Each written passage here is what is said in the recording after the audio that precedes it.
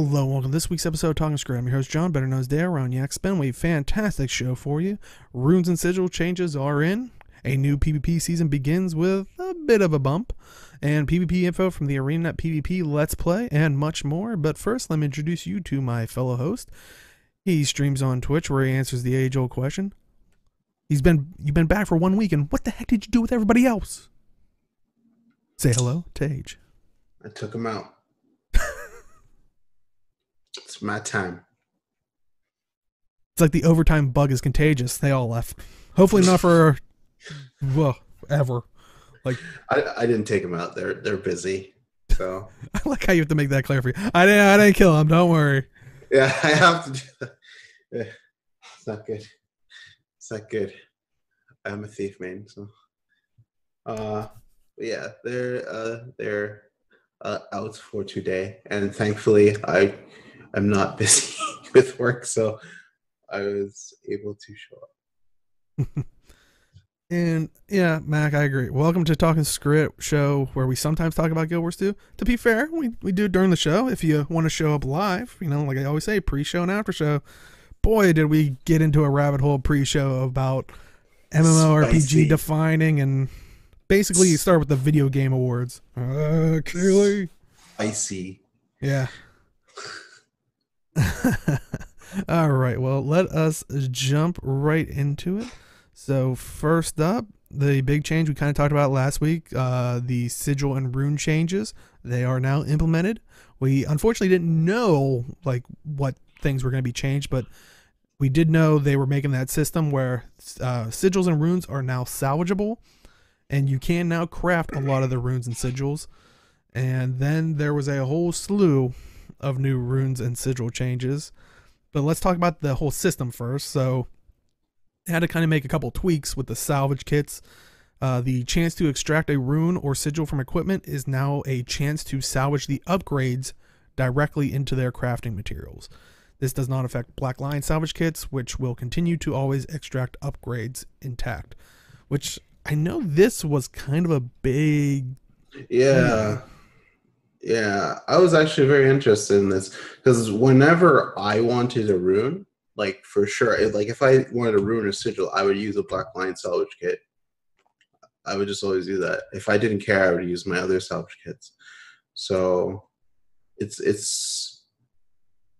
I'm not sure how many Black Lion salvage kits people have. I know I have a ton, but yeah, I did too. But I can see how this could annoy some people because, you know, they still want that chance to salvage that. I would say give the chance to salvage the rune or sigil, and then like if people want to salvage the rune or sigil afterwards, just let them do it. Yeah, I was gonna say that's the one thing it's kind of weird for a ArenaNet, a dev team that likes to put bags within bags within bags of stuff. Yeah. I'm surprised we don't have that where it was like, and I think a lot of people were assuming it was you salvage the item, then it you have that chance to get the sigil or rune, and then you could salvage the sigil or rune. Whereas in this, it's just all one lump sum. Like they streamlined it for us when I think a lot of people were expecting the longer process of it. Yeah, but it might be annoying to salvage in that way. I just thought about that. It might be just annoying to salvage that way. People may not like that, and maybe the Black Lion salvage kits is the better solution.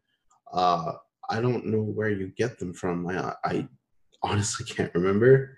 But maybe from like the vendors or something, like the Black Lions, the coin vendor there. I forgot the currency. After you open a Black Lion chest. Statuettes. Statuettes. There you go. Maybe from there. Maybe from Laurel's. I don't know.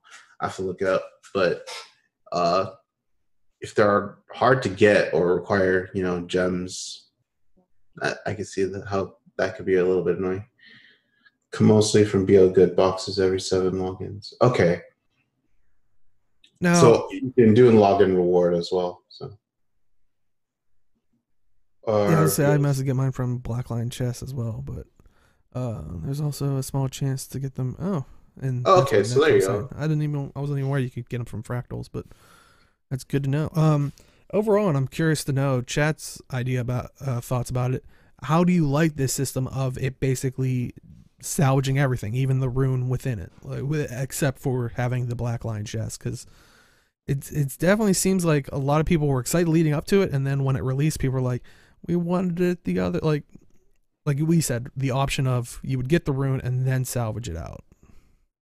So, are you upset that it's like this, where it's all one lump sum, or Yeah, it's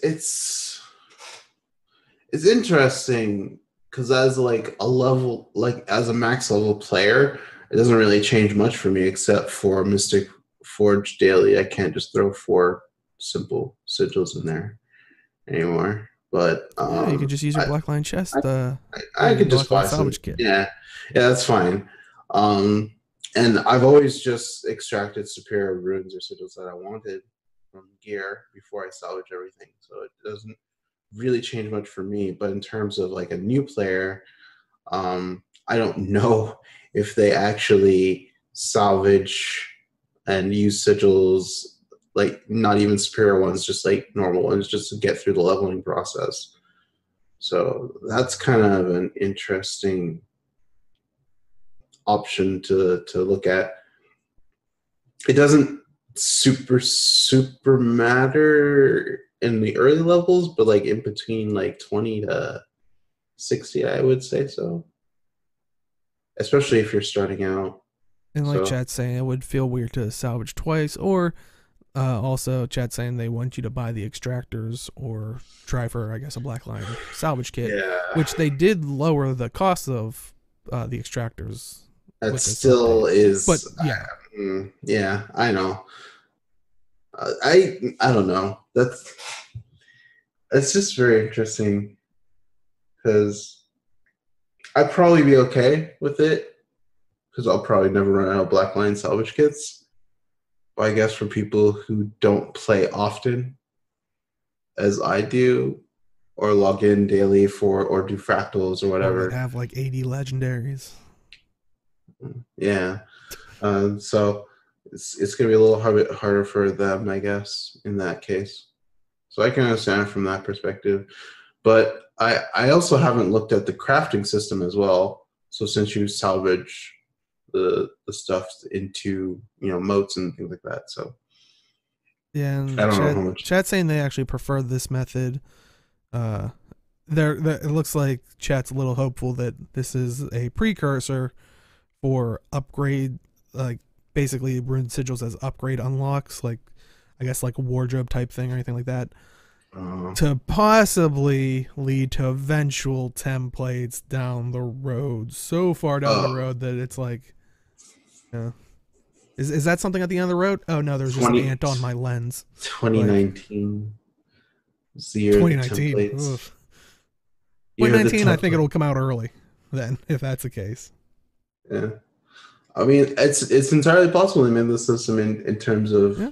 the long term goal of build templates, It but definitely does seem like it would be a necessary step if that is the final goal.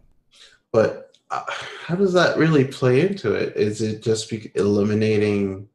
I guess it would like unlock it kind of like the wardrobe system, but then you would have a window kind of like PvP where you'd have a list of the runes that you have access to, and you could just Hmm. would be my Yeah. guess is what chat is I referring to. okay. I see. Huh. I mean, it's possible, but crafting is costly for runes. Yeah, because I was thinking about the market in itself. Because if you put in the wardrobe, it kind of affects the market. I don't know if I want to do that. I think they would still have templates, but more like what Arc does now, and it sees if it has the stuff in your inventory that you have in your template, and it will just apply everything.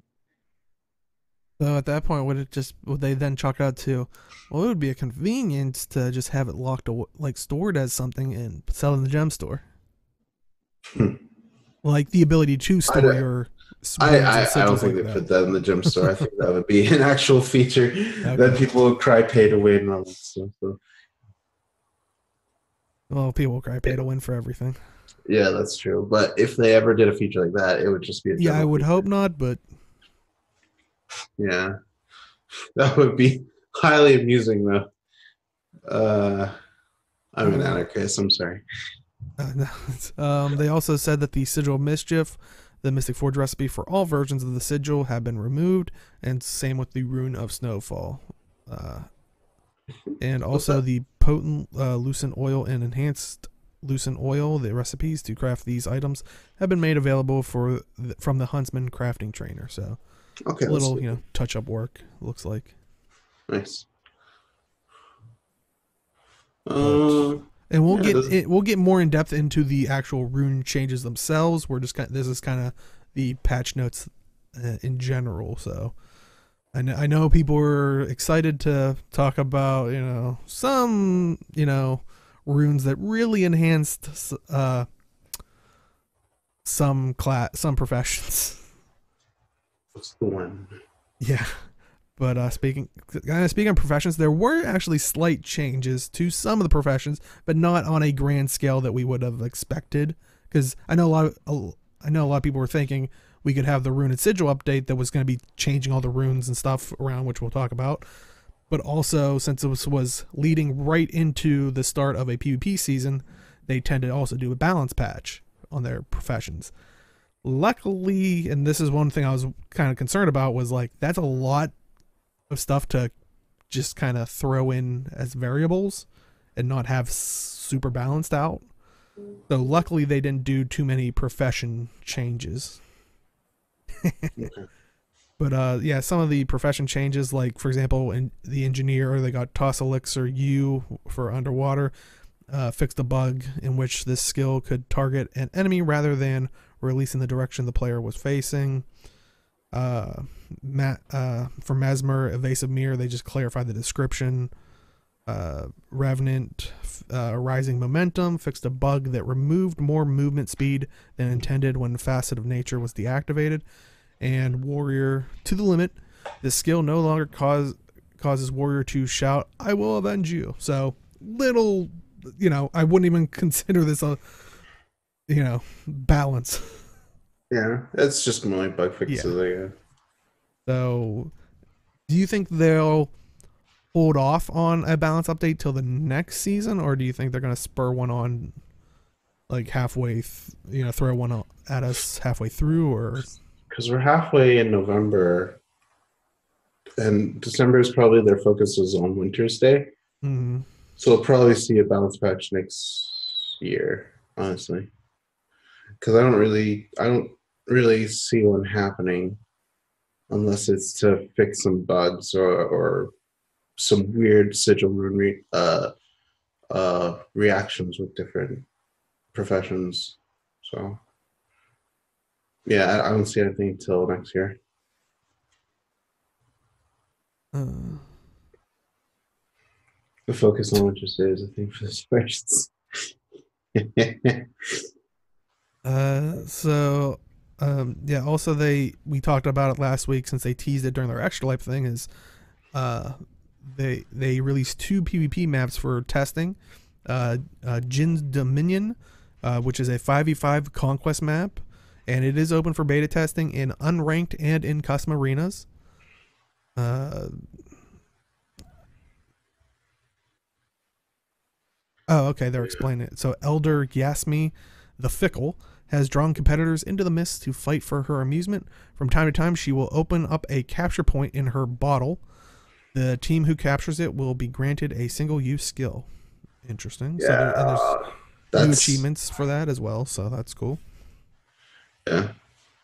I saw a bit of the Jin's Dominion a bit from Friday's Let's Play, and the map's actually pretty nice.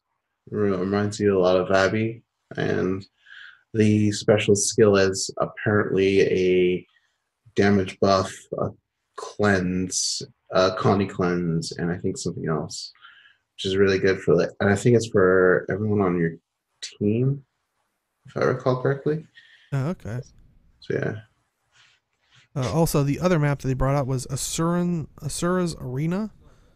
This small team deathmatch map has been added to custom arenas. Mistforged. So yeah, it's basically a 2v2 battle. Yeah, that that has a what's it? What's the Fortnite's game mode? What's that called? The game type? Arena. My brain's fart. I'm sorry. But basically, it has like that Fortnite mechanic where the map closes in on you after, I think it was 2 minutes. So if the round keeps going for 2 minutes, the map starts closing in on you, and then it does percentage damage. The field does percentage damage until it goes into the middle of the map, and it has like this little circle where only one person can stand in it. So Yeah, I was gonna say I don't know if there's enough. I guess the whole game type is a name. I didn't know if there was an actual specific name for it randomly selecting. Oh, battle royale. Okay. Battle Royale, that's it. That's what I was looking for. Battle Thank you, Royale. chat. It's Battle Royale mechanic. That's what I wanted to say.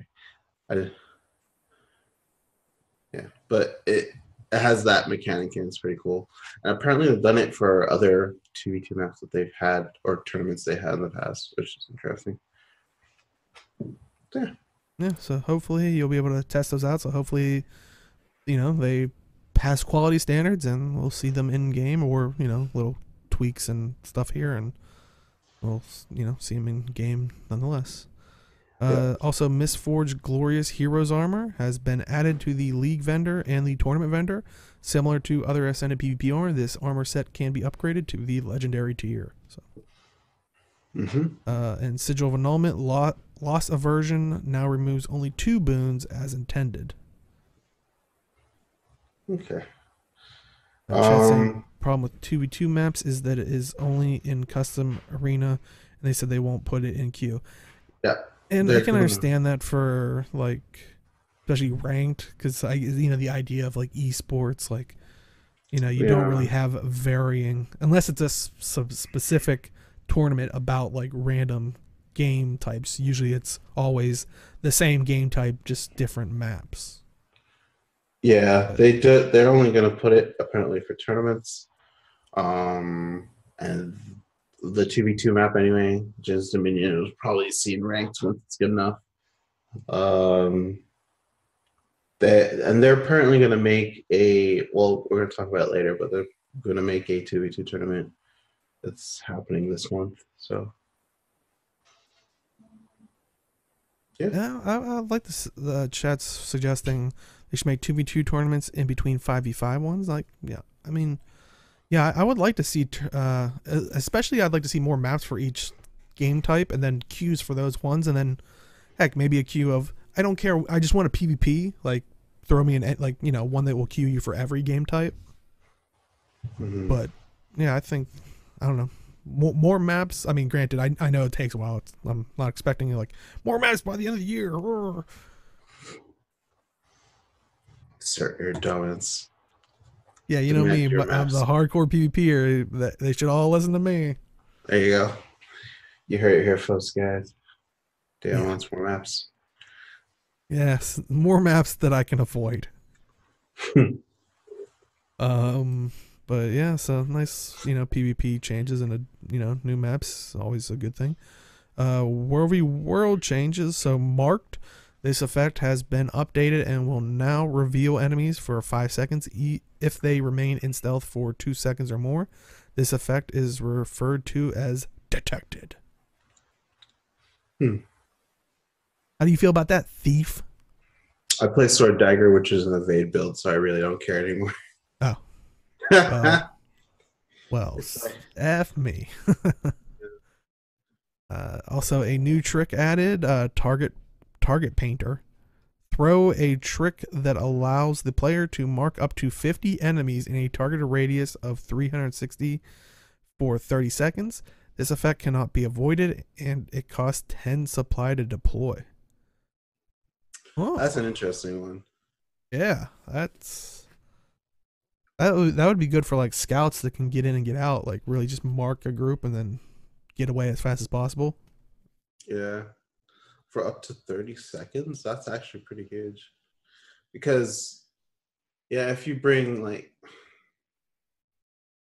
even if you put those in spots where Zergs usually pass through, and you get marked, you can actually see where they're going. And then if you're waiting for a Zerg in another map to help you out, you can at least track them without, you know, endangering yourself. That's pretty nice. I don't know how useful it's going to be though, because I need it's, I don't know how long it lasts either, but yeah, it's pretty cool. I like it.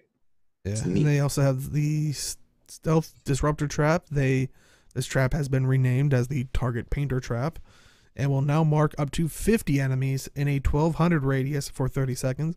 This effect, of course, cannot be avoided, and it will cost 10 supply. So, yeah, it's definitely nice.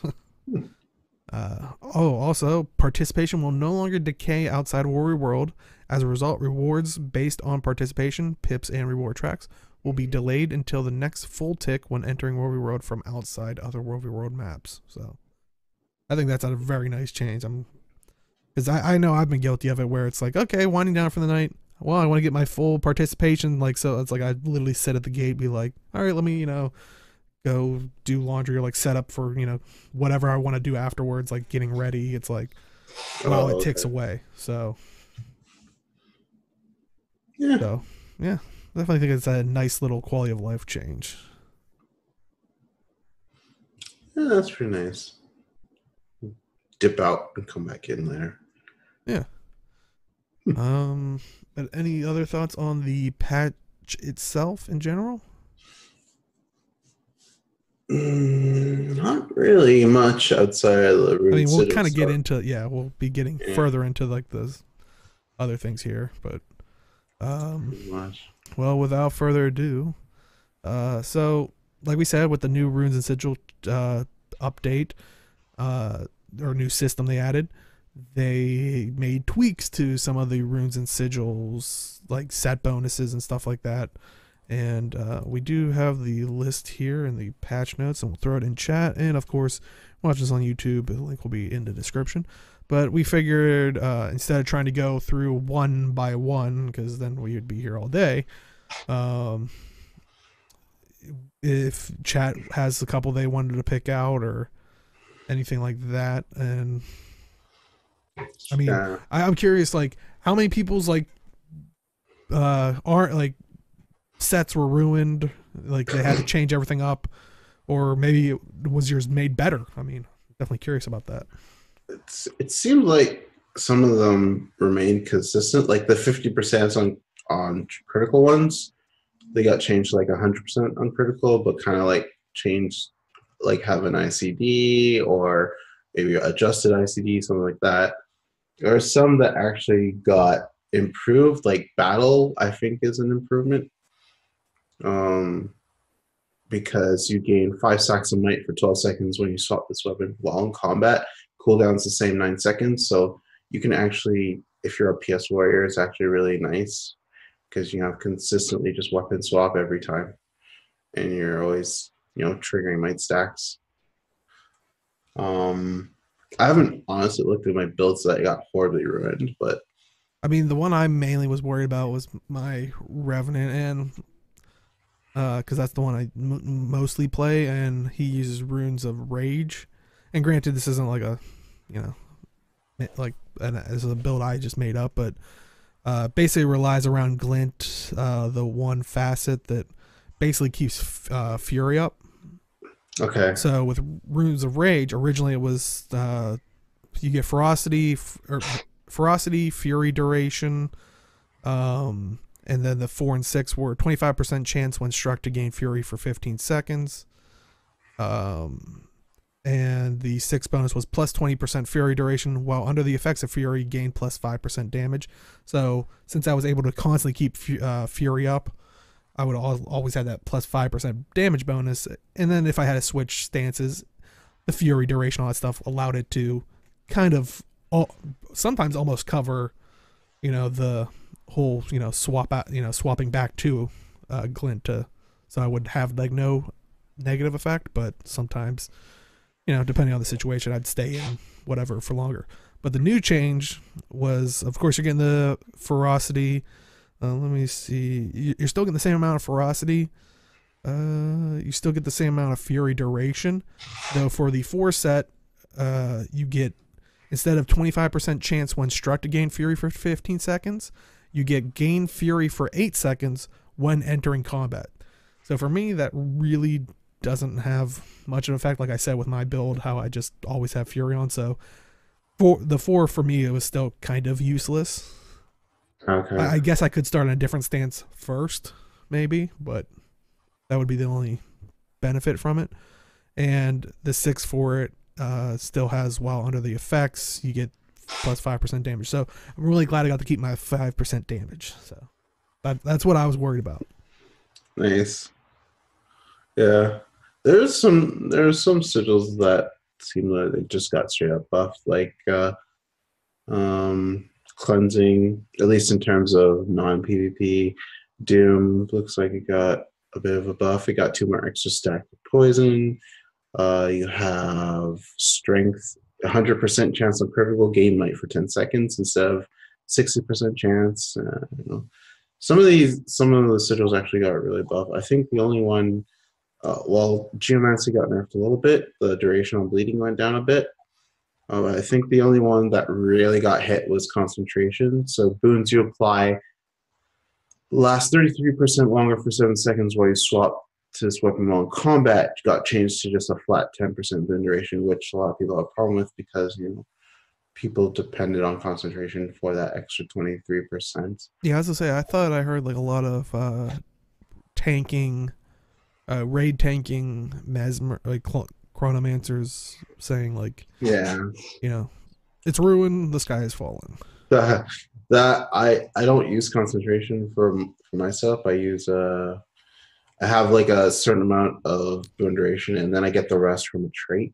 So it seems I'm okay with the change, but you know I understand why. Well, like concentration was a lot of money, a lot of gold to spend to get it. So kind of having it flattened like that is kind of brutal. Yeah, because yeah, those were kind of annoying to get your hands on. Yeah. But I mean, then this kind of leads into, you know, the next topic of PvP and stuff. But you know, some runes, or you know, their tweaks actually benefited some of the professions. One in particular, and I saw chat already mentioning it.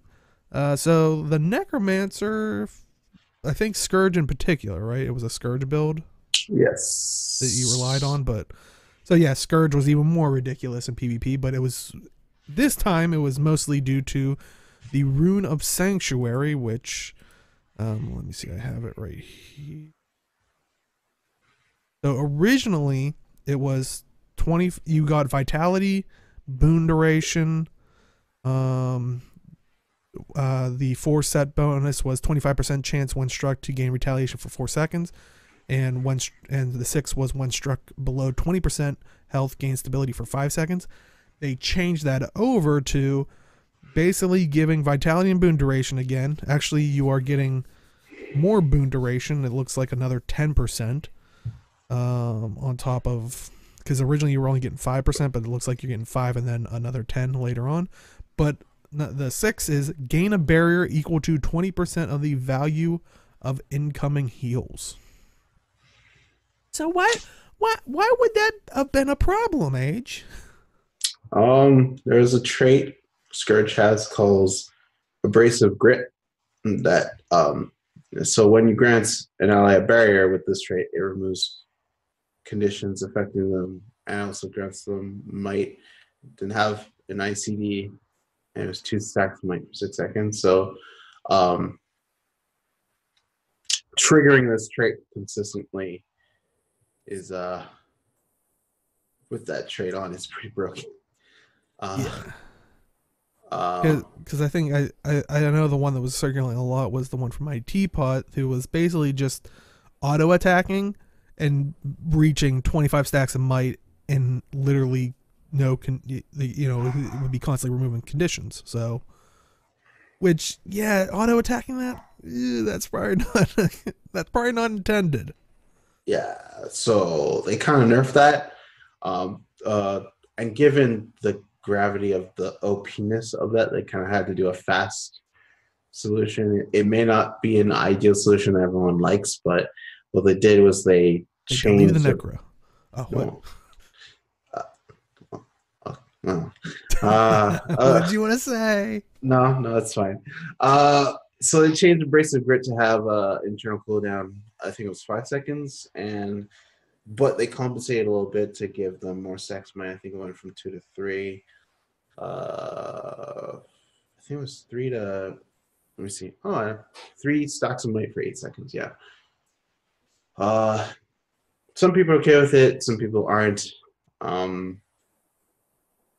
But yeah, that's pretty much the solution for now, and they're going to keep an eye on Sanctuary because if that could happen, it could probably happen to another build.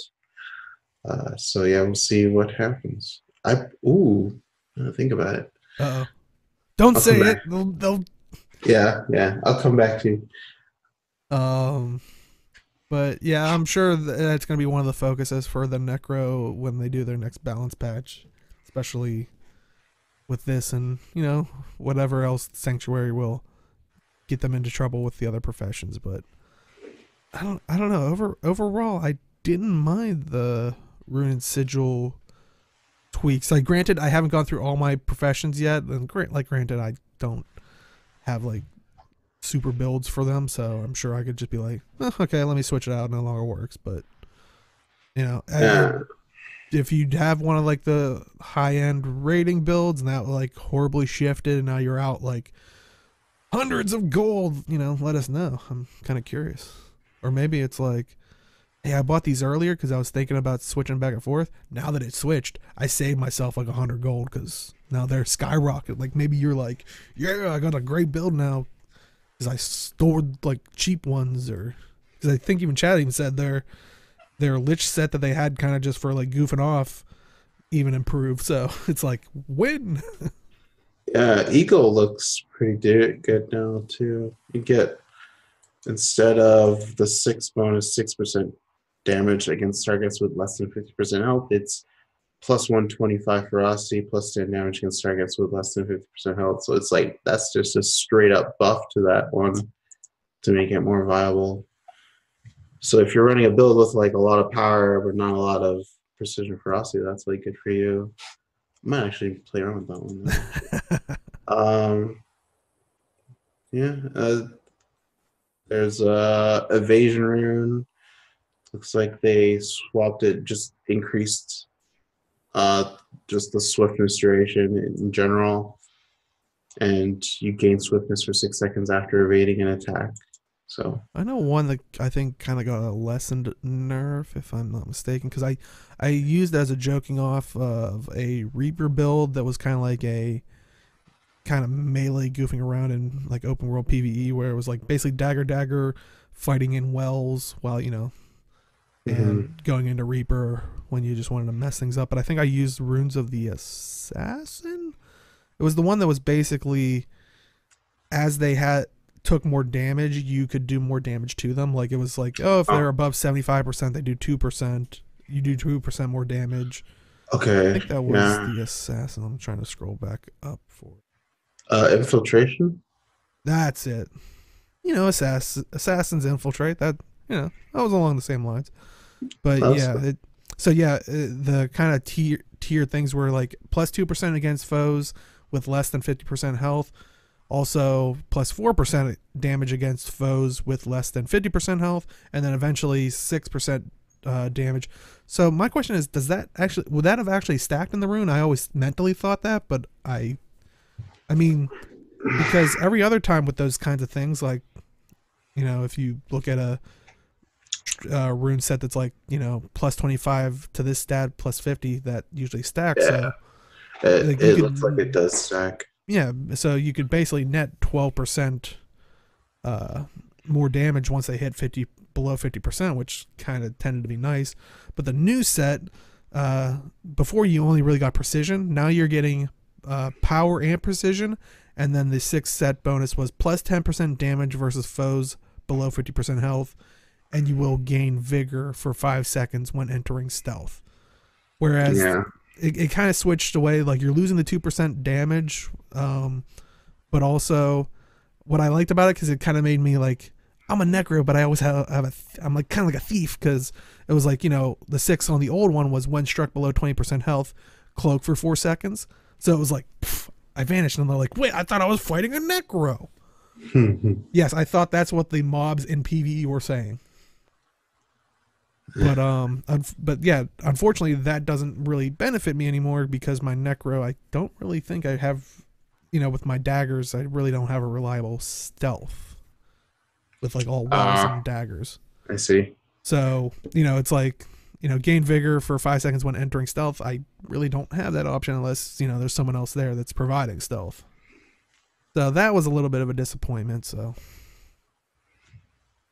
but, well, pack rune's actually really good now too, dude. Which ones? Pack rune. So they changed the 6th skill to. They took out all the swiftness and just put boon duration, and they grant nearby allies 5 stacks of might, fury, and swiftness for 10 seconds when entering combat. So it's pretty much like a steal. Nice. With the boon trail on. That's pretty nice. What I want to see is if they change strength and trapper, because strength I knew was used quite a bit. So they changed it to. They changed the struck bit to just do a flat 20% might duration. They kept everything else. Seems okay. It seems like most things either just got better, like the runes that were just like no one really used, until they gave them a little bit of oomph in there, and they kind of balanced things out a little bit. I don't know. Scholar runes basically stay the same except for the 6. Like I think we talked about last week, because I think that's the one that they kind of showed off. But yeah, it's kind of like you get 125 more ferocity, but you're doing 5% less damage while your health is above 90%. Like it used to be 10, now it's 5. Yeah. Oh, thank God they changed Trapper. Oh, wait, what? They gave them stealth and super speed? Why? Why would you do... We need to get away. Why'd you do that, Arena? Gotta set the trap and run away. Gain 3 seconds of stealth and super speed? And that's super speed. That's the 66%. That's dumb. Amazing. I need to destroy this trap. Anyway. Yeah, overall, I think, some pretty good changes. But like I said, they kind of tweaked every single one. So definitely if we're missing something, let us know. But let's kind of, like we were talking about, how they fixed they started to fix the Necromancer with the new rune set in PvP. But that's because it was creating such havoc, because the new PvP season started on Tuesday as well, and that was a lot of people's concerns, was how bad is it going to shake it up. So I guess ultimately my question is, and if chat, you've gotten a chance to jump in, how bad has it shaken it up? Like, should they have done this? Should they have like changed all the runes? It seems like a lot of things stayed the same, or like a little bit nerfed, a little bit buffed. It's the runes that have like a significant change, like the 6th or 4th thing has changed. I think those are going to cause the most shakeups. Like the embrace, the sanctuary change. Obviously, the 6th bonus caused some inadvertent thing that no one threw. None of the devs thought of trying. Yeah. And it just blew up like that. So there's probably other things that maybe need to be found with a little bit of experimentation. Well, I know it's so bad, because I know Malthanis, when he does Zero to Heroes on Wednesdays, right here on this very channel. But he because he asked that he was like, oh man, I really don't feel like doing it. I was like, I totally understand, because right now, because I think, what was it, Teapot found that like within like the first couple hours of that thing dropping, like, and it was just, I was like, it's gonna be absolutely ridiculous. So I can understand if you're not gonna go in and just get, because he actually wanted to improve and not just cheese his way through. So it's, you're gonna go up against all necros, and I don't think normally, I think he goes in with, well, I think he switches it up, but I know Sometimes it was his LE, but I think more recent. I forget what he was playing more recently, but basically he decided just to have like a little farming stream. So he still streamed, but it definitely seems like it deterred people from If going yeah, into if PvP. yeah, Skritt is already abusive. Yeah, You don't need to add on to that. exactly. So it's just yeah, it's just finding people need to find those interactions. Uh, I think the Rune of Sanctuary is an actually interesting rune because it has the safety net qualities that, like, if you put that on Elementalist and you run like a support Elementalist, you can actually heal yourself and gain green barrier quite often just because of the passive heals that you give yourself, which is pretty nice. And there's also having it as a not necessarily a healing class, but maybe it's a support class, and then you get passive things from like other heals and things like that. But it may not be ideal given that if you're a DPS, but it's kind of the just trying to think of different ways that the new runes could be helpful is kind of the experimentation phase. But uh during a ranked season is not the best time to do it. Like, you can play it. I was just playing unranked, enjoy those new maps, see the pros and cons of the new runes, and then you bring it into ranks. That's what I do anyway. So Yeah, yeah. I mean, I could tell you my secrets of how what I do in PvP, but we'd be here all day. Uh, mm-hmm. I'll have to write a book and I'll sell it. Right, look, It'll be a notebook because all the pages will be blank. the art of PvP. Oh god. Well, if you see my name anywhere on a book about PvP, I recommend do not buy it. Unless it's for charity. Okay, yeah, because it will probably be a great gag gift. There we go. Maybe next year I can ask Guildmag, be like, can I write a PvP article? Oh All just god, tongue in cheek. It's absolute will be absolutely ridiculous. it's so memey. All right. All right. Yeah, speaking of PvP, we're continuing the PvP train here. Arena kind of really hit it hard this week since the new season came out, but they had actually for Friday mashing keys and yelling at the screen. PvP guy. There you go. I got my title. Oh Nice. man. I It's good gotta time. make sure to save that. So yeah, they did a little PvP Let's Play on, I believe, yeah, it was Friday, right? Yep, Kind it's of true. replaced the guild chat, but it actually had special guest Jebro, which Jebro Unity on Twitch, mostly, uh, you know, streamer, mostly PvP player, kind of shoutcasts and all that stuff. So we've talked about him many times before, but he was playing with some ArenaNet devs through some of the new PvP stuff, and they actually did talk about a 2v2 tournament. And that will be actually November 26th to December 1st. And December 1st is the big 2v2 event, and supposedly anyone can enter. So, Yeah, that's pretty cool. Apparently it's going to be slotted in with in between like the 5v5 tournaments, okay. somewhere in there. Uh, so yeah, if you want to get some practice in or want to have some fun in a 2v2 with a buddy, and just go for it. Come Totally. on, Age. Me and you. Team green screen / team title belts. Come on. Let's do this. Wait, who's team title belt? Well, because you had your little championship belt on Oh, last show, so I thought we were team green screen. Are we both? well, Oh, we're yeah, team because yeah, we title belt. So we're we're fighting each both. other. I mean, We're fighting ourselves. yeah. Come on, we'll enter the two. Oh God, I can't. I don't even want to make that promise. I mean, it's possible we could just have, if we have two computers and we have like one set of keyboards, mouse, and we're just using a left and right hand. Are we trying to figure out how you can basically play both instead of me playing? we would fight ourselves. No, we would fight ourselves because you would need a computer. Oh, let's going on a tangent, but you would need two computers. I would need two computers, and then we would How would have we? one computer on red, one computer on blue for each of us, and we would fight each other. But we would also be teamed up. Well, no, I literally meant. Okay, I see what you're saying. Is we're doing team green screen versus team title belt. I just meant Yeah. that was our group name, and we were gonna just go into the 2v2 tournament together. Oh, But it's like because you geez, said versus, so I'm like, I maybe I did. ah. I do apologize. That's why I was like, what?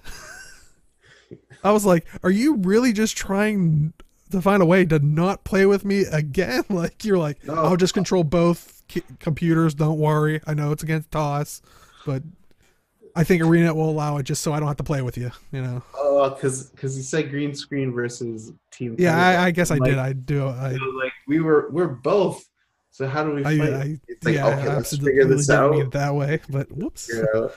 But So you meant green screen and title belt, I guess. yeah, Oh, okay, that's fine. we're gonna run the gambit and win everything. Okay, that's fine. All right, let's do it. Oh God, crap! Really? Um, hey, you know what? Well, if we do well in that, If I we'll really stretch that thing of anyone can enter. Um, but they did actually tease on that PvP Let's Play as well, possibly getting a Tournament of Legends with the automation system in 2019. And they did actually say, one of the devs actually did say that they actually got the green light to actually include the Gen 2 legendaries as a possible prize for it. that's pretty crazy because as someone who has made at least 5 Gen 2 legendaries, it's not easy as making Gen 1s. It's a lot more hoops to jump through. Yeah, a lot of more hoops to jump through. So if you get it through Arena, like do they unlock like the achievements or something? Like could you theoretically get the legendary and then make that same Gen 2 legendary yourself? Like that's what I'm curious about. Like could you theoretically have, because the way it works is you can't actually have two Gen 2 legendaries of the same, the same one. That is a good question because technically, if you have all the materials, like if you have all 4 pieces ready to make that legendary, but you get that legendary in the mail by ArenaNet, can you actually have 2 of them? Yeah, does it is it like triggered That like yeah, would it unlock those achievements or like that is a good question. Gen 2 Gen have a 2, yes, lock Gen on the 2 have a lock on crafting recipes. That's true. But if you already made like the ascended precursor item and you already made the gift, but you receive it in the mail, like the entire legendary, can you technically craft the legendary? You know what that That's means, Age? We just need to enter that one and win it so we can figure it out. I'm actually deathly curious because I can see it all locking it after the fact. Yeah, I was gonna say Like, I could. Yeah, I'm but kind of if you interested. already crafted parts of it, Hmm. ooh, that's a good question. Yeah, even Mithrin thinks you Okay, should so be able yeah, to. if you get one for free, that kind of makes sense. Yeah, I don't Huh. know. I don't. Yeah, I don't remember seeing anyone asking about it. But That is a good question. I had a good question about PvP. Holy crap! That's no, that's a legit good question because how does Someone send this to Arena. I had a good question about PvP. Yeah, I can retire. And end of the show. That's all we wanted to do. We didn't even have to make it to 200 episodes for me to have a good question in PvP. We 198. There we go. yeah, I'm really curious because the way Gen 2s work, you can only have one, so it's like, yeah. It not makes sense a lot too if you have it already, but not if you got it from PvP. It does make sense, but I'm just wondering if like the way the system like is coded that if you unlock the legendary, you're locked out of the crafting of the legendary. You know what I mean? Yeah. So Well, that's what I'm who's gonna thinking. win the That's tournament and do that for science alone? I need to know for science. Yeah. The lock is on the recipes, not the skin. Okay, so it might be fine in that case. Yeah, it might be fine in that case. You can't make two because you can't make two free. Oh, okay, yeah, that's fair. Okay, that works then. It should be fine. Okay. Um. Also, they said that they have in the works a 10v10 map for custom arenas. So they said currently the issue at the moment is that the UI currently only supports 5v5. So, but yeah. So as a PvP player, does a 10v10 map like excite you about that, or Old school Guild Wars 1 had 10v10s, and people loved that. And when they didn't get that in Guild Wars 2 initially, that kind of turned them off. And most of those people went to World versus World. But hearing 10v10 coming back, if they're still playing or hear about it, they might actually come back and try this out. so you're It's saying this just is kind of like a nod to the Guild Wars 1 style. Um, yes, so but future in Guild Wars 1, they're bringing to Guild Wars 2. This is for but Mithrin. it's going to be very Templates. it's, it's going to be very different in terms of how it's played, because I don't know if it's going to be the same style. If I don't know if it's going to be Yeah. 3-point capture map, if it's going to be legit the way Guild Wars 1 did it. That's what I'm going to be interested to hear about. But hopefully it's fun and it gets people who are interested in guild fights involved. Yeah, that I'm not gonna complain about more content for people, even if I don't play it. I mean, it's hey, keeps butts in the seats, right? Yep. Okay, chat saying it could possibly be kind of like Stronghold. I wouldn't, because the thing is, which they don't. PvP players don't want PvE mechanics in their game mode. As few as PvE mechanics as That's what possible. War of the World's for. So it's probably going to be more like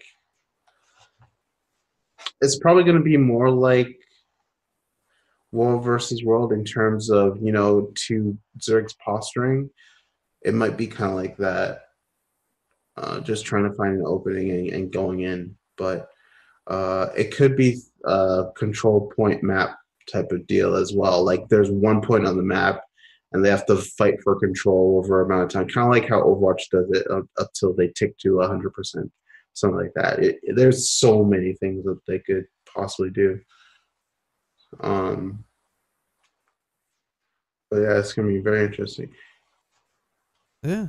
You don't need a PvP map for just two Zergs. The map Yeah, needs. yeah. The map's obviously gonna have a mechanic. I'm just not sure what that mechanic is gonna be. I think it'll be more like a control point thing, if anything, like just one control point that they have to fight for. So they're just basically battling over one control point. Yeah, that's what I'm thinking. I mean, I could be wrong. I don't know. Or use that thing that we saw in the Asura Arena thing for that battle royale, like the bubble things shifting. Like, what if groups had to run to certain spots, like, Yeah, and just start fighting and knocking people out into the thing to start killing them? maybe. Yeah, Oh, we'll see. yeah. Yeah, I'm definitely intrigued, and maybe. I mean, yeah, you can do a capture point, which will probably be the easiest, most standard way to do it, since they have so many capture point style maps. But yeah, I wouldn't mind to see deathmatch roles or, um, Deathmatch might be fun too. Yeah, yeah, because you would have to keep people alive and your teammates alive. Yeah, that could be fun too. ooh, like a last man standing, but like round base, like what side went, like the last people standing will receive a point for their side, and best 2 out of 3, 3 out of 5, whatever. But yeah, Yeah. I think there'd be a lot of cool different things.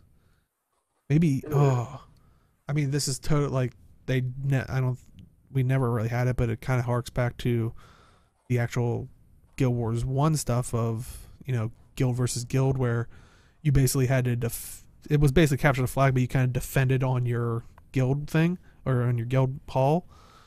But what if they did like almost like a I know in shooters and stuff it's like assault, assault and defense. So you switch sides each time, but you'd have like a fort or whatever, like walls, and people would have to break into it to potentially get into destroy whatever capture point or whatever, but then you'd switch sides who can do it faster. Now I'm not saying that should be the only, like, I would like to see that eventually. I don't think that should be the first get-go, because so many people are used to 10v, or not 10v10, capture points and stuff like that, so go with what's familiar. But I'd like to see that game mode. But I would like to see a reverse tug of war capture point that slowly moves forward while capturing. Oh, okay, kind of like what you see in Team Fortress and like Overwatch, where it's like escort the payload type thing. Like basically, the more you stand near it, the farther it pushes the thing along. Oh, that'd be fun. Yeah, I think that would be really nice. A lot of stability builds, I would bet. There's a lot of cool mechanics.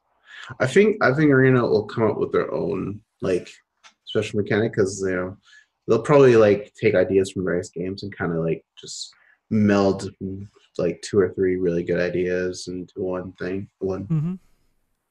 That's what they typically like to do. So yeah, I actually like that idea, Mithrin. I would definitely like to see that in.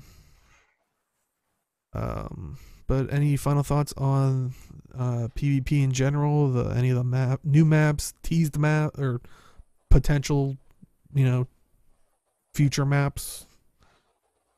I want to see the layout for 10v10, and then I probably have a better idea. I'm curious of how big the map's gonna be. Yeah, because apparently I've been in the new arena for World vs. World last weekend, and it felt sizable. I don't know if it supports 10v10 properly, but it was pretty decent. So we'll see how big it is, what the theme is, obstacles, all that stuff. So. All right, awesome. And if you like all this stuff, you gotta throw money at them so they know that you're interested and you're invested. Heck, you can buy a custom arena in the gem store if you are so inclined. Speaking of the gem store, thank you to alwaysdelphi.net. Check out delphi.net so you can spend your gems more wisely. First up, we have the Raven Helm / Raven Mantle, and they're for 400 gems a piece.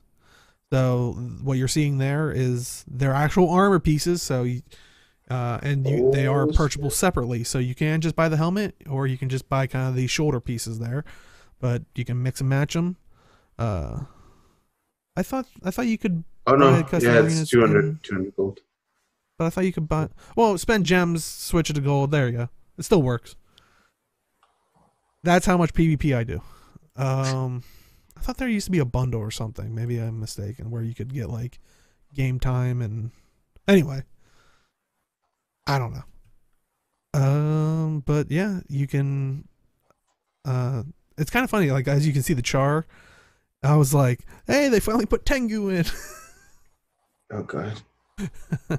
I am so tempted to tweet that. I'll be like, guys, look, you're finally getting your Tengu. Yeah. Oh, that should go well with travel light armor. Yeah. I see the shoulder pieces. I can't help but think of the Diablo Witch Doctor. I'm like, well, like it's like kind of what Carnifex is kind of hinting at, is the tribal light armor. Like, yeah, that would go really nice with that. The shoulders. It's like on my mind. I'm going, I hate the gauntlet, and I'm like, it matches so well. It's okay. The helmet kind of doesn't match with Witch Doctor, but tribal armor kind of does this. This is like a metal one. If it was like a bone one, then I would say yeah, but. Chad saying I have Raven themed Necromancer, but it looks horribly with the black wings and the armor she has. Fair enough. Oh. Yeah, it definitely does look like well constructed. As you know, if that's the style you're going for, definitely check out the preview because, like Mithrin's saying, like really doesn't fit with their even Raven themed Necromancer. I like the shoulders.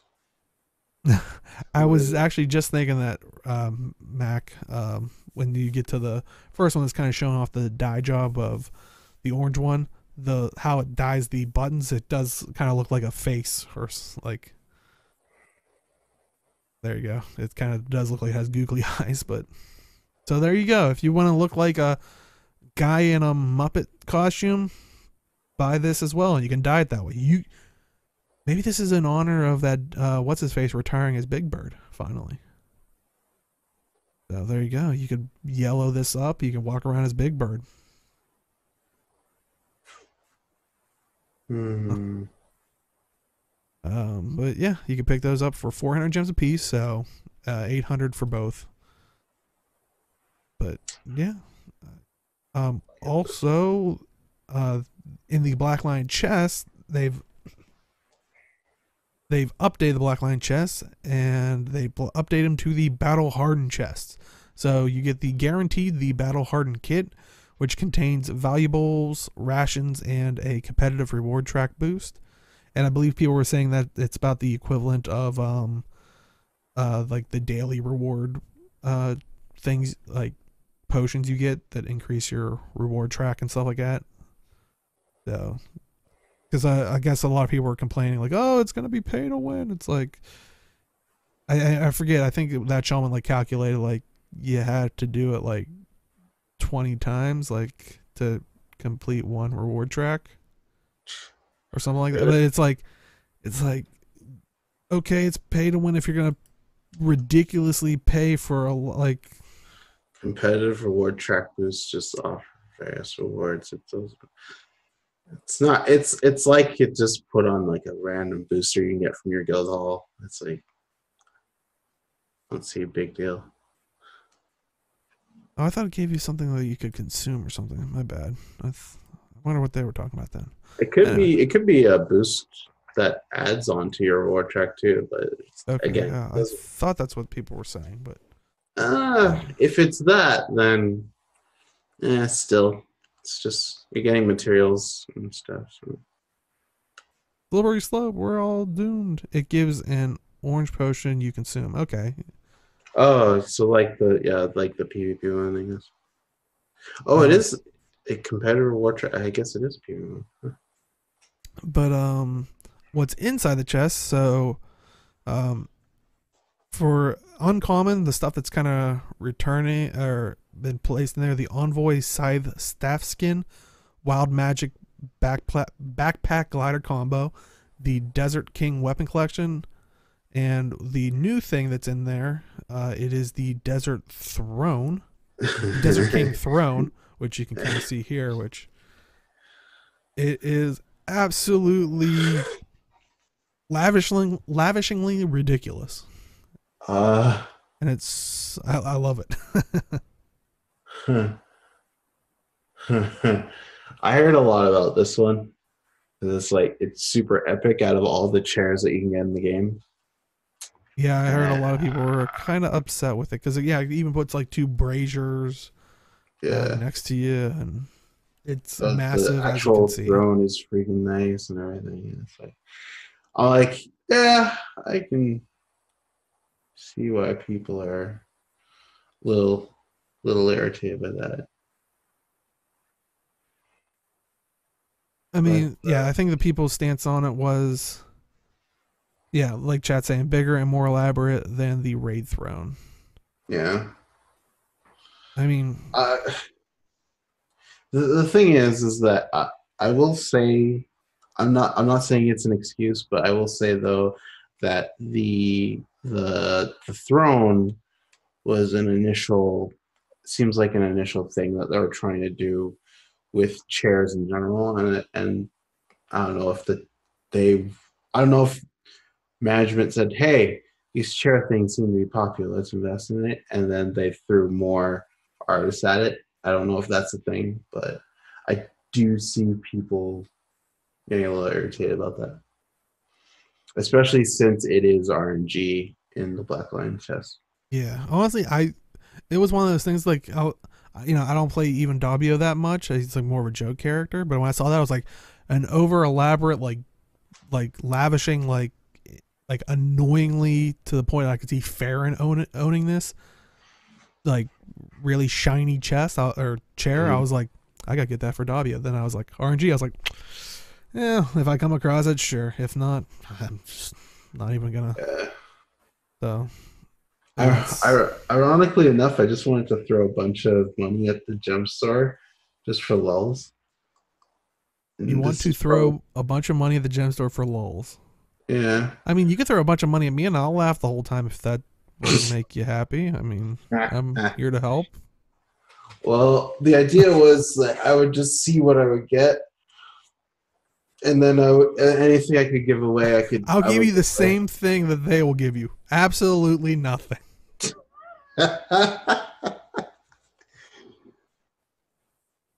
But yeah, I don't know. I don't know if I'll do it or not, but now would be probably a good time to do it. That's all I'm saying. Oh, someone's going for the fancy chair, it sounds like. Yeah. All right, gem store RNG Gems, here, better than yeah. both rate tiers. And I Better than think both that's what a rate. lot of people are complaining about is, yeah. Yeah. Because basically we have two raid chairs. One is the Doom one that's kind of like a more dark, ominous kind of throne type thing, and the other one was from the most recent raid that was basically a pile of gold that you're kind of sitting on, Yeah. and like riches and all that kind of stuff. But So unless you're dressed as Scrooge McDuck, it's not really worth it. no, there's no Uh, Tengu. yeah. Except if you have that, there you go, dress up in that new gem store outfit. You're like the Tyrion Scrooge McDuck. Is there an Egyptian like royalty clothing or I outfit was to say that your best bet or is like anything that came out with like the like Path of the next, Fire? yeah. But I'm trying to think if there's like, I can't think of one off the top of my head, but it would go really well with the chair. Mm. No, there's the Awaken outfit might work. Yeah, okay, yeah, both chat's saying the Awakened, yeah. anything Anything Awakened. Awaken that does make sense. Yeah, that could work. So yeah, I mean, I'm definitely curious if you're someone that maybe earned the raid, either raid chair, both raid chairs. How do you feel about this being in the RNG chest? Because it's not in the gem store in the sense of you could just buy it and it's like, oh well, now that belittles it. It still keeps it slightly rare because it's a chance at it, but it is still something that you're potentially just farming gold for or just swiping your credit card for. It's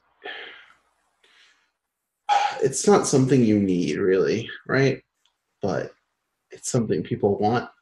I was If you want it yeah, I and was you gonna say can't, while because I understand like in other games where it's like it's not something you need, like it is a cosmetic thing. We this is kind of Guild go back to Wars. that whole thing of Guild Wars 2 of like there tends to not be anything in the high end range that seems rewarding, except did get the legendary armor, so that is a nice rewarding thing.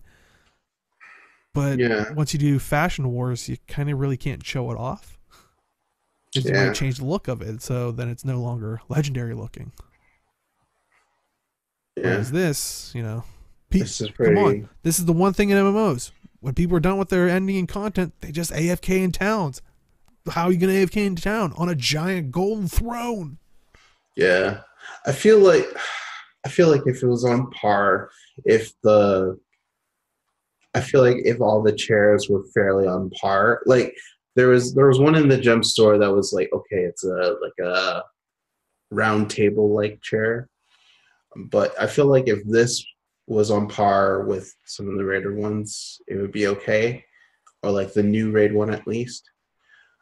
But this one just clearly outshines every chair, Mm-hmm. so literally and figuratively. So it's yeah. Yeah, it's That's I'm kind of. There is one free chair from achievements, then from raids and Blackline trading posts. Yeah, it's chair problems, and here I can't even pick a class to play the most for like 2 weeks. Yeah, but Yeah. see, the one constant thing will be that chair when you get it. There you go. Yeah. I don't know. It doesn't bother me, honestly. Like at this point, I can see where people would be bothered by it because, like I yeah, said, we don't really have that many visually rewarding things for people to show off in raids, and that was kind of one of the things. Now it's kind of yeah, lessened by that, but yeah. Yeah, again, I felt like if the chairs were more on par with each other, it'd be fine. But all uh, right. What else can you get out of there? Because that's just an uncommon drop. Though for people that are experienced with the Black Lion chest, that could mean pretty rare. Uh, yeah, yeah. but some of the rare stuff, according to them, is the Phoenix Weapon Collection, the Glyph of Bounty, and the Glyph of the Herbalist. So, and also they added stuff to the Black Lion statuettes. So when you open these Black Lion chests, you're constantly getting those guaranteed statuettes. The available die kits have been updated. Or was this last Yeah. week? It was this week. Oh, was it this week? I felt like we maybe, I don't know. They keep doing it, Dale. There's so many. They keep adding stuff to it. But the available die kits have been updated to new sets. So the exclusive Jeweled Scarab package, the Mini Awakened Mounts pack, and Jackal Pup backpack have been added. Ooh, So that's one a lot of people want. And I was gonna say, are so they? well, she wants the Springer, so we're close. We're getting closer to the Springer one, I guess, because the Jackal one was, that was a while ago. It feels like, That's true. but Yeah. so the next one up has got to be that Springer one because that's the only other one they did. Hmm. Gonna wait for the Christmas chair. That's the one I'll probably buy. Nice. Yeah, I wonder if they'll do a Christmas chair because we really didn't have a Halloween one. Yeah, but Christmas chair would be kind of neat, or a holiday chair for all the people. Yeah. Well, Winter's Day chair. Winter's Day chair. There you go. But some of the additional items included in the Black Lion statuette vendor is Grant's regalia outfit, Balthazar's regalia outfit, Lissa's regalia, Dwayna's regalia outfit, Abaddon's mask, nice. Glint's gaze mask, glowing green mask, and the glowing crimson mask have been added. So all nice, all pretty good stuff in there. And guaranteed wardrobe unlocks expanded rarity to exotics. That's cool. So wait, if they're extending it to exotics, you could theoretically get like some of the like harder to get, higher Mystic Forge stuff like Volcanus and stuff like that. Mjolnir. Probably. Man, I dumped a lot of freaking low stones in there, man. But over 600 new items have been added, mostly weapons and armor skins, but new dyes, gliders, outfits, finishers, and miniatures have also been added. So, That's pretty nice. Pretty nice. But last up, we have Community Corner. You know what? Before we go to Community Corner, community, we have someone that came into chat. They're actually asking, give me an idea of what would be more fun to just explore and play the game itself from Revenant and Thief. I mean, they're very different play styles. I mean, Thief is the greatest. I was just gonna say, you play Thief. I tend to play Revenant. So why should they play Thief? We're doing like a little bit of vote to kick like esque thing here, like Wednesdays, of course. But like, Thief why should they? Everything. Well, they all can do everything. And technically, Revenant can do everything because it's like you switch to one legend, it's you can be kind of thiefy. If you switch to another one, you can be kind of tanky. It's like it's different aspects of different spirits. So all right, so I would say if you like if you're generally just running your everything, if you like running around in PvE content, what Thief gives you, you can run like some of the fun range things are double pistol, which isn't very popular in World War than PvP because you're easily more susceptible to damage. But in PvE, you can run that. Short bow's always fun. Rifle's always fun. And for the melee things, you can run double daggers, dagger pistol, sword dagger, all that fun stuff. And they have a lot of fun mechanics involved with them. So if you're a person who enjoys that type of synergist weapon synergy in terms of understanding your kit and playing around that would be a lot more fun for you. I would say Thief is a lot more fun. Plus, you can add more challenges to yourself because Thief is inherently a squishy class. So if you go all damage, you can give yourself the challenge of not getting hit or avoiding damage or uh, dodging, evading, stealthing in order to survive things. If you want a more easier time, just more lenient time, you can go on things like Warrior, where you can take a few more hits and then you can. Well, but I was gonna say, I mean, you can make anything squishing glass cannon. I mean, it's Yeah, you can make it. Well, Warrior, if you're squishy glass cannon, you still have 19k health. So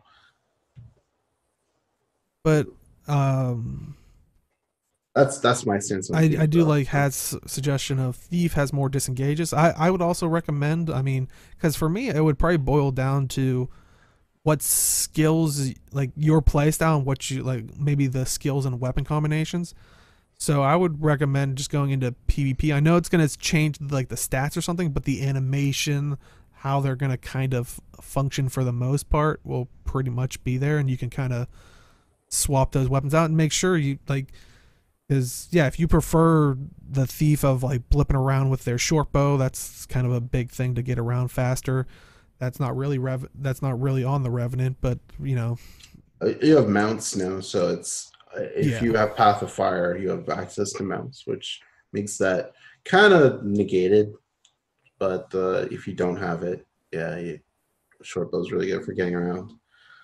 Um, but honestly, Revenant is also fun too, because you can also do the depending on which legends you take, you can flip around and do all the cool things with Sword 3 and have a lot of fun with that. Um, but I guess it's basically which one you enjoyed more.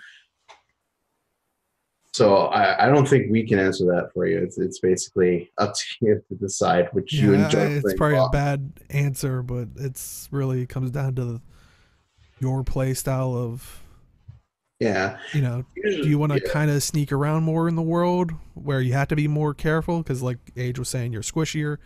You're going to be possibly disengaging a lot more, like Hat was saying, if things go bad. Or do you want to maybe be the tougher of characters? And, in the end, it's also an end game of Fashion Wars. Maybe see what kind of looks there are for medium and see what kind of looks there are for heavy, and maybe what appeals to you. What's going to be your character at the end. Like that might be also another way if you're so on the fence. It could go either way. yeah. Um, let's see. What's the easiest way to? The easiest way I would say is just try completing a map with both, like just one map with both. See what you enjoy more.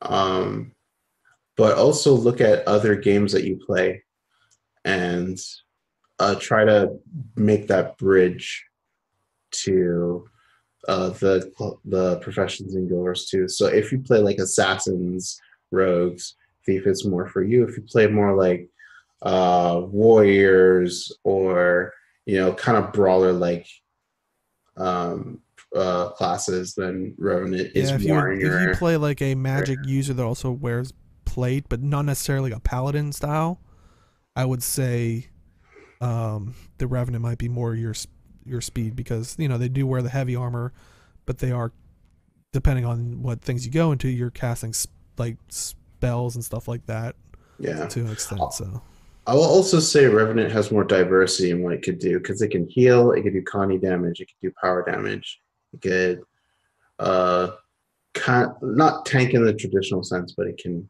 be tanky. mhm. And I would say with the Revenant, it's more obvious with those roles because I think Thief, you could get builds that could do that kind of stuff. It's just, I don't know. I feel like they lay it out a lot cleaner for you in Revenant, where it's like the Assassin trait line. Oh, well, clearly that's where I'm going to be trying to do damage. Like, I don't know that many tanky assassins, you know? It's like, it's more like kind of laid out easier for you instead of like, I think, what are some of the Thief trait line titles like? Acrobatics. Yeah, I Deadly mean, you arts. could get a bunch of ideas from that, but it's like, you know, Yeah. I think the other ones are kind of laid out more easily for you. But Yeah. Thief hold one button win is kind of true in some respects, nerfing that, but if you have a Daredevil, Access Daredevil staff is really good for that one, the one spam, I guess. Dagger's fairly decent for one spam, so yeah, but yeah. actually, I would love to go further into that. We're on our last topic, and I'll definitely, if you're stick around for after show, we'll definitely pick this back up. But yeah, always like to chat with community, and hopefully you figure out your next profession. But speaking of community, in our community corner, we've been talking about it over the past couple of weeks. The Guild Mag Annual. Gotta hurry up. This is the Guild Mag Annual 2018. Pre-orders. You can pre-order your copy today. I think, when does that end? Ends December 4th. Yeah, so it's marching ever closer. I got like 2 weeks. Yeah, so there's the link, and like I always say, if you're watching this on YouTube, the link will be in the description. But yeah, it is to support World Child Cancer, that the charity, and but yeah, the all proceeds, I think $5 goes to the charity, and the rest is basically cost of production. Like, they're not making any money really off this. This is all just production, and then the remainder goes to the charities for a good cause. And beautiful artwork, articles from people in the community, lots of cool things. So I know we've plugged it the previous years. We showed kind of the previous year's magazines off, and I do still want to warn people, if you are somewhat interested in this, they only print as many as they have. So like, they might have a couple more, but they really don't. You're thinking about, oh, I'll pick it up when they just release them. They really only do this at cost. So if you want it, definitely order it. But they do release the digital version later, at a later date, so you want that. But it is a highly high quality magazine. I would say better than most magazines you would find on a magazine stand. The paper quality and whatnot. But yeah, definitely check that out. Any It's thoughts? good. Think of the children. Yeah. Think of the children. And while you're thinking of the children, hey, you did a good deed. Think of yourself. You might be able to win a legendary. Yeah, that's right. And you don't even have the PvP like the people at Arena want you to PvP for the legendary. Pfft. That's not me. I ain't PvPing for that. You know what I'm gonna do? I'm gonna try to join Kit the Traveler's legendary contest. And I'll throw the link as well in chat. So the way it's going to work, she's doing a 20 legendary giveaway. She's going to do 5 on her Twitch, 5 on Reddit, 5 on Twitter, and 5 on the Guild Wars 2 forums. You can enter in each method. So you basically you can enter once on Twitch, once on Reddit, once on Twitter, and once on Guild Wars 2's forums, but you can only win once. So you got 4 chances, but you can only win one time. The last day to enter is December 1st. So that is right around the corner. Definitely, try to enter if you can. The drawing will be on December 24th. Can't call rigged before it actually happens. That's cheating. That's rigged itself. It's not rigged if Mac wins, though. Oh. That's the first thing I'm gonna be yelling if Mac wins. But yeah, I think it's awesome that Kit's doing this. Awesome that she's doing it for the community.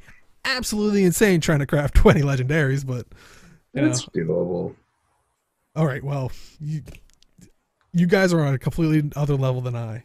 I think I've done 2 in 6 years. But yeah, I think it's definitely a cool opportunity, and always, supporting the community. Also we talked about last week. They started, it was the Mighty Teapot Amateur Raiding Party. They are actually continuing today. If you're watching this on YouTube, they started the what are they, quarterfinals? Quarterfinals. Quarterfinals. They started them today, the 17th. Now they are also doing it the 18th. So if you are watching this on YouTube, you should be able to still catch the 18th one as well.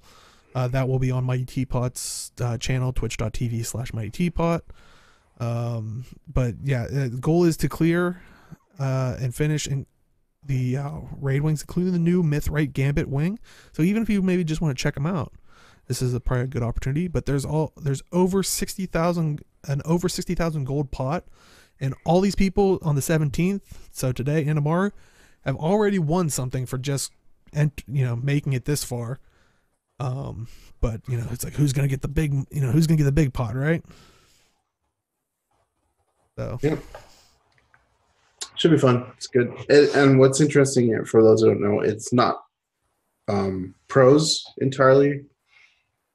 It's actually people, guilds who are not considered as elite. They're just like casual players, or people who raid fairly often, but not clear in 1 or 2 runs. Maybe it takes them like 2 or 3, but they've practiced enough to get to that point of clearing once or twice.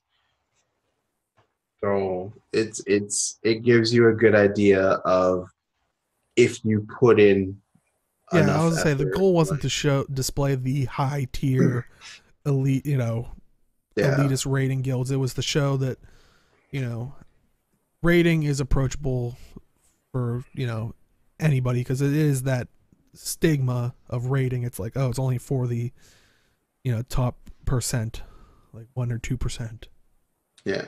It is to show that if you put the effort in, you could, achieve it. Yeah. But there you go. Yeah, awesome. That looks like that is it for this week. Age, where can they find you? You can find me on Twitch, Twitter, and YouTube at Age Night Road. I might stream tomorrow. I really depends when I wake up. I am probably gonna mess around and go a little bit, maybe something else as well, but we'll see what happens. Because I do want to play a little bit of Red Dead Redemption. So,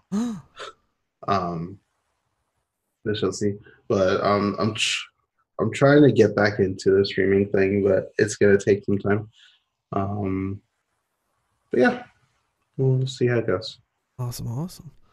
And you can find me at simply_Dale on Twitch and Twitter. And really haven't had much chance to stream this week. I would, like Age, he liked to get back into streaming. I'd like to stay in streaming, because I had a good run the previous week, but gotta stick with it. It's just been pretty hectic this past week, unfortunately.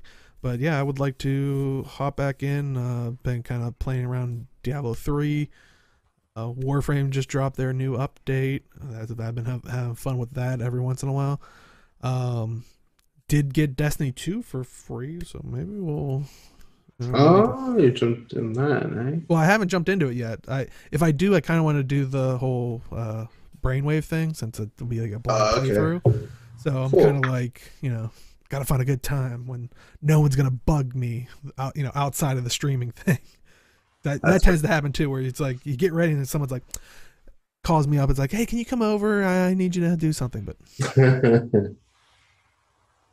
But yeah. So hopefully, just follow me on Twitter. I usually tweet it out when I'm going to. But yeah, it should be fun. Thank you everybody for popping out. If you do just popped in, do stick around. We do a bit of after show, and you can watch us in full. We do highlight it on Twitch. If your preferred method is YouTube, we do throw it over on YouTube. Just search youtube.com/MAAD, 2 A's in the MAAD. And that goes up on Sundays at noon Eastern, 9 Pacific. If you're watching this on YouTube, like we said before, pre-show, we had a pretty big discussion. We'll probably keep talking about things. So we don't record that, so it does pay to show up live, and you can do that at twitch.tv/MAADrealms. 2 A's in the MAAD. That's Saturdays at noon Eastern, 9 a.m. Pacific. And if you do want to find this all in one nice, tiny, like cozy little package, we do have a website, www.maadrealms.com. 2 A's in the MAAD.